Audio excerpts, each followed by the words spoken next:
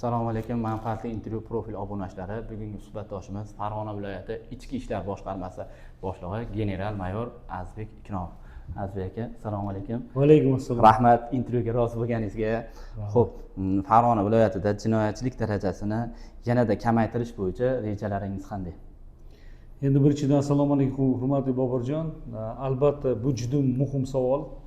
Biz o'ylaymiz, mana eng asosiy masala jinoyatchilik kamaytirish bo'yicha ham mana muhtaram prezidentimiz tomonidan 3-yanvar kuni katta qaror imzolangan, birinchi sonli qaror. Bu yil hisobida eng birinchi prezident tomonidan imzolangan qaror. Albatta o'sha qaror bilan bizga yo'nalish belgilangan.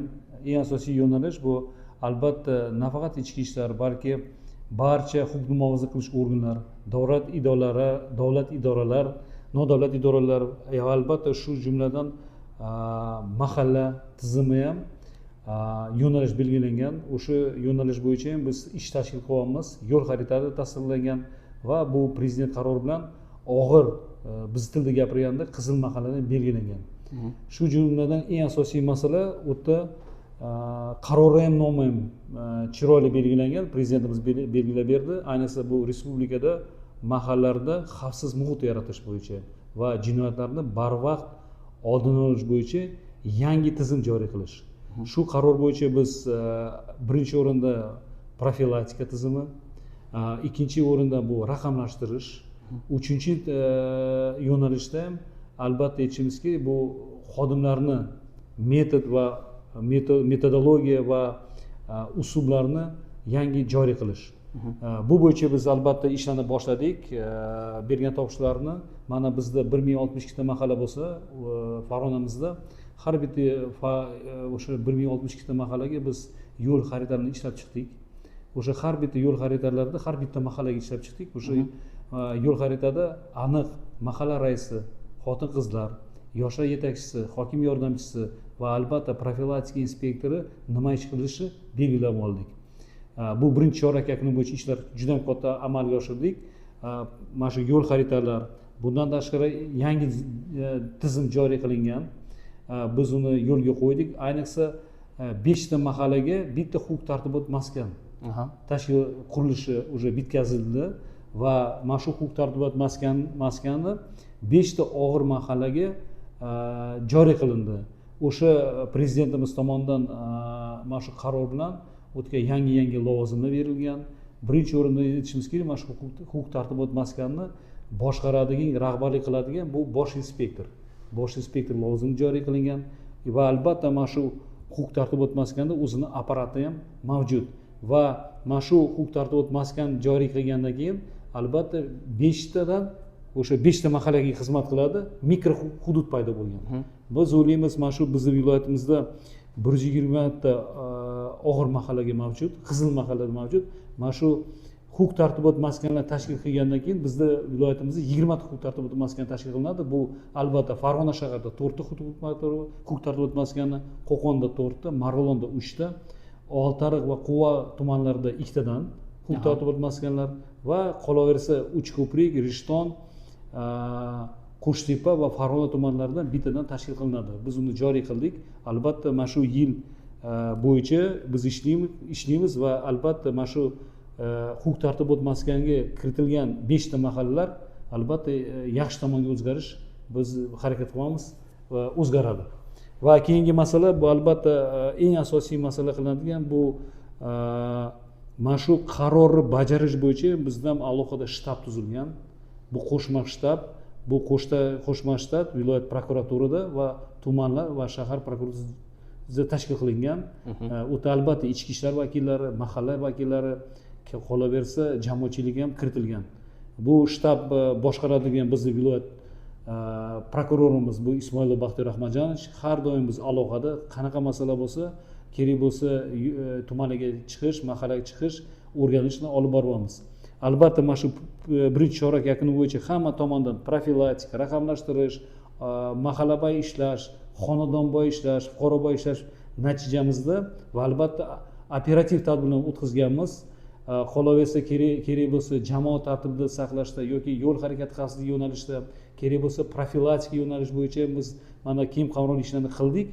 va ularning natijasida mana birinchi chorak yakuni bo'yicha oldini olish bo'lgan jinoyatlarimiz viloyatimizda 12% ga kamaydi, mahalla jinoyatchiligimiz 11% ga kamaydi.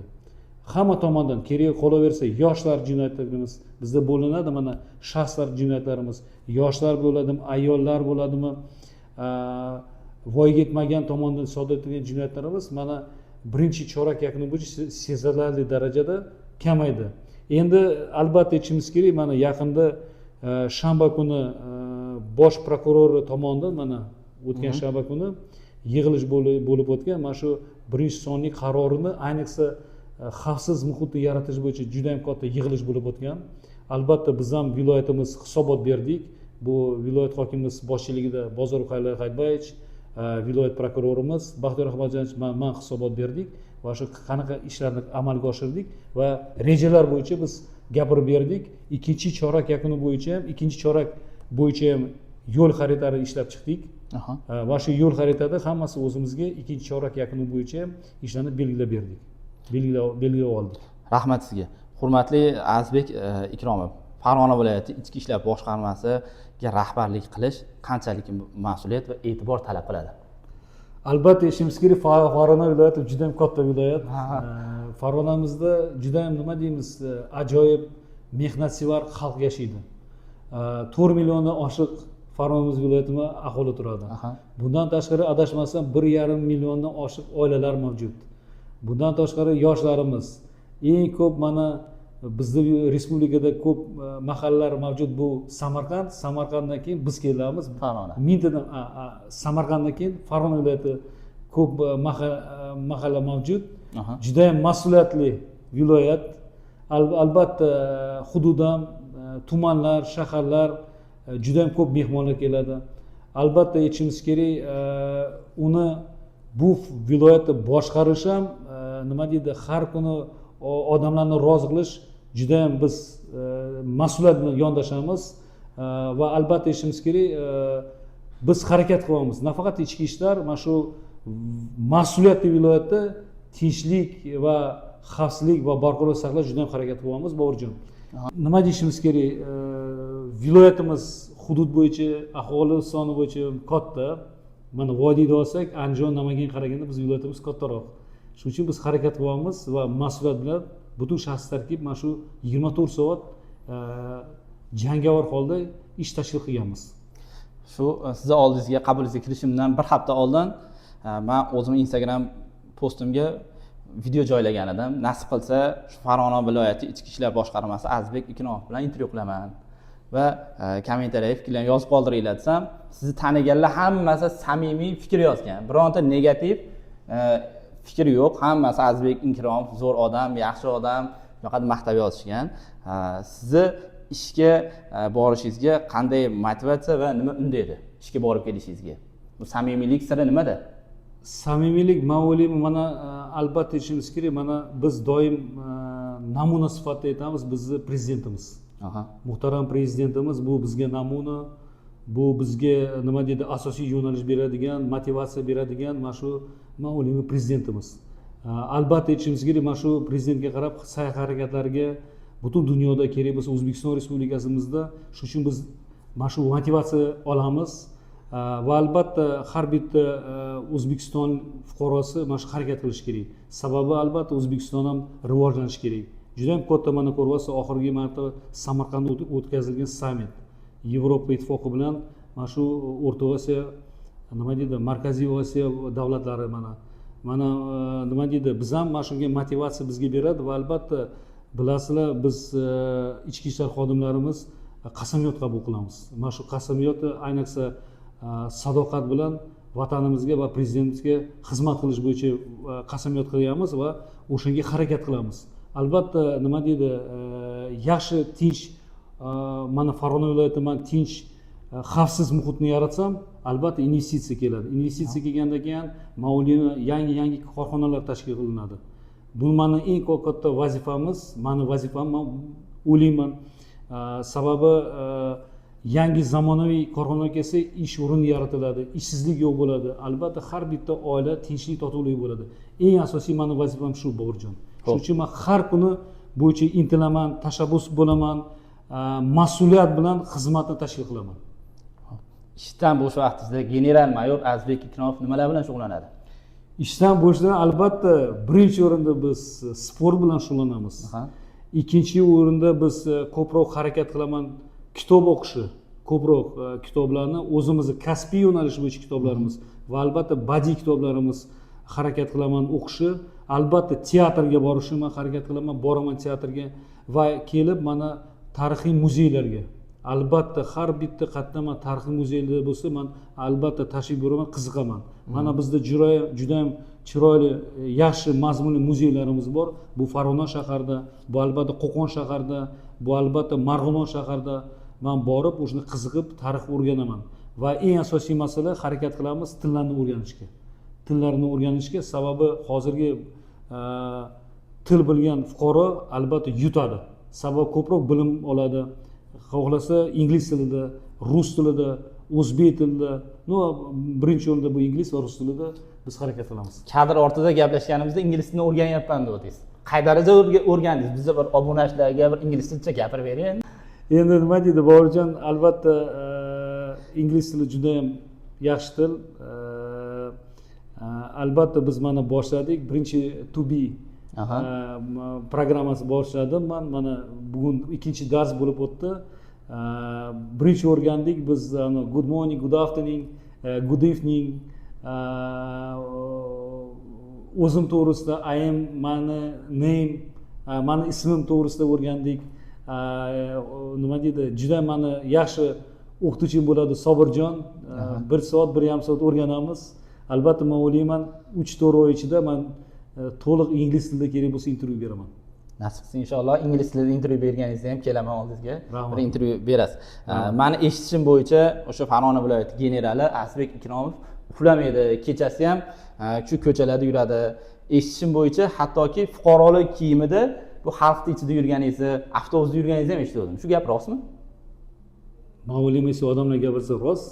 Men hozir o'zimni nima deydi, qanaqadir maqtashga harakat qilmayman, lekin albatta yuramiz, xalq ichida yuramiz, mahallada yuraman, kechki payt yuraman, bozorlarda yuraman, dehqon bozorlarida yuraman, albatta nima deydi, mahalla kriminagen og'ir bo'lgan mahallalarda yuraman, do'konlarga kiramiz, avtobusda yuramiz, kerak qolaversa taksida ham yuraman. Borib ko'rib odamlarning qanaqa yashayotganini, men yana o'zimga yurganimda, pastga yurganimda men savol to'la, men yana nima qilishim kerak, o'zimga savol qo'yaman. Men borib o'sha yana nima masala bor, nima muammolar bor, men o'zim qidirib harakat qilaman va uni bu aniqlangan muammoni bartaraf qilishga juda ham ko'p izlanaman. Shuning uchun eng asosiy meni motivatsiya, meni harakatim o'shaga yo'naltirilgan. Sababi qaysi paytda bo'lmasa, bizni Farg'onamizda tinch, osoyishta bo'lishi uchun. Xo'p, Farg'ona viloyatida sportga, ilmga intilayotgan yoshlarga qanday imkoniyat va mukofotlar yaratib bera olasiz? Albatta, birinchi o'rinda men o'ylayman, yoshlarga nima deydi, sharoitlar bizni prezidentimiz yaratgan. Mana bilasiz, yoshlar agentligi bor. Har bitta mahallaga alohida butun dunyoda bo'lmagan mana shu yoshlar yetakchilari tizimi bor. Albatta o'shani har bitta normativ hujjatlarda ko'rsatilgan sharoitlar bor. Kerak bo'lsa subsidiya, kerak bo'lsa kredit, kerak bo'lsa o'qishlarga kirish masalasi. Albatta men ham yoshlarga aytaman, doimiy intilish kerak. Albatta mana doim aytamiz, bizning yoshlarimiz bu kelajak, O'zbekistonning kelajaklari. Bizni Farg'onamizda adashmasam 2 milliondan oshiq yoshlarimiz bor. 2 milliondan oshiq yoshlarimiz bor. Ularga intilish, tashabbuskorlik, ko'proq kitoblarni o'qish, bilim olish va albatta ilm olish bo'yicha men taklif qilaman. Sport bilan shug'ullanish. Qolaversa kerak bo'lsa, men tayyorman. Mana bu hafta, keyingi hafta vazirimiz alohida farmoyish qabul qilingan. Bizga ham nomma-nom yoshlar biritilgan. 2000 dan oshiq yoshlar biritilgan. Mana shu yoshlar bilan biz manzilli bo'lib ishlaymiz. Qolaversa kerak bo'lsa, qanaqa yordam kerak bo'lsa, biz tayyormiz. Ichki ishlar, yoshlarga qaysi yo'nalish maslahat kerak bo'lsa, ichki ishlarga ishga qabul qilish, ularning jarayonlari, ko'maklashish masalasi bo'yicha, kerak bo'lsa yoshlar bilan uchrashuv masalasi bo'yicha kerak qolaversa, men to'g'risini aytishimiz kerak, biz mana vazirimiz O'zbekiston voleybol federatsiyani raisi, biz ham hududiy voleybol federatsiya raisimiz. Albatta yoshlar ko'p, bizni yoshlarimiz mana shu nima deydi, voleybol sport turi bo'yicha jalb qilingan. Biz mana adashmasam vazirining nima deydi, boshladik. Vazirining ichki ishlar vaziri kubok bo'yicha, voleybol bo'yicha unga ham jalb qilsa ham bo'ladi. Kim yaxshi, misol aytaman, yoshlarimiz mana jinoyatchilikka kurashish faol qatnashsa, bizda ham man tomonidan mukofotlar ham bor. Mukofotlar ham kerak bo'lsa, har xil turdagi imtiyozlar bizda ham bor. Mani vakolat doirasida men berishga ham tayyorman. Ko'p yoshlar bilan gaplashganimda shu general bo'lishni havas qiladi va niyat qiladi. Men ko'p soldatlar bilan gaplashdim. Harbiy xizmatda xizmat qiladigan bolalar bilan gaplashganimda ham harbiy xizmatda xizmat qilishdan maqsad nima desam, birinchi o'rinda general bo'lish deydi. Bularga bir motivatsiya, bir maslahat bering. General bo'lish uchun nima qilish kerak? Ko'proq jismonan baquvvat bo'lish kerakmi yo o'ta darajada bir aqlli, ko'p kitob o'qish kerakmi? Bir ozgina maslahat bersangiz yaxshi bo'lardi. To'g'risini aytishimiz kerak, to'g'risi mehnat qilish kerak.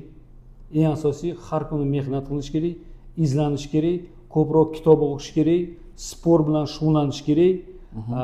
Va albatta nima deydi, o'sha O'zbekistonning kelajagiga o'ylash kerak va albatta birinchi o'rinda har bitta erkak va men o'ylayman oilani o'ylash kerak. Sababi oilaning kelajagi. Sizdan, bizning orqamizda farzandlar turibdi, ota-onamiz turibdi. Shuning uchun motivatsiya, har kuni ishlash, eng asosiy mehnat qilish kerak. Men o'ylayman, mana O'zbekistonda mana rahmat muhtaram prezidentimizga shuncha sharoit qilib bergan. Men ham oddiy qishloqda o'sgan bolaman. Kelib mana mehnat qilib, albatta bizni hammamizni men o'ylayman, shunaqa fikrlayman, shu bizni har bitta tarbiyalaydigan muhtaram prezident. Shuncha tarbiyalaydigan, yo'llantiradigan, bizni motivatsiya beradigan prezident. O'shanga qarab men har kuni ertalab turaman, Xudo deymiz, har kuni nima deydi, intilamiz. Mana shu kun davomida nimadir o'zgartirish kerak. O'shan qarab biz harakat qilamiz, Boburjon. Shuning uchun men o'ylayman, yoshlarga mana shu asosiy motivatsiya harakat qilish kerak, intilish kerak va hech qachon to'xtash kerak emas. Rahmat sizga, hurmatli Azizbek Ikromov. Ketgan vaqtingizga rozi bo'ling. Rahmat, Boburjon, tashkent qursaman. Xo'p bo'ladi. Yaqinda Xudo xolasa men nima deydi, sizlar bilan uchrashuv qilamiz, ochiq. Nima deydi, bez mikrofon qilamiz. Men sizlarni taklif qilaman. Ochiqcha gaplashamiz. Sababi Boburjon, men sizlardan eshitmoqchiman, nima takliflar bor?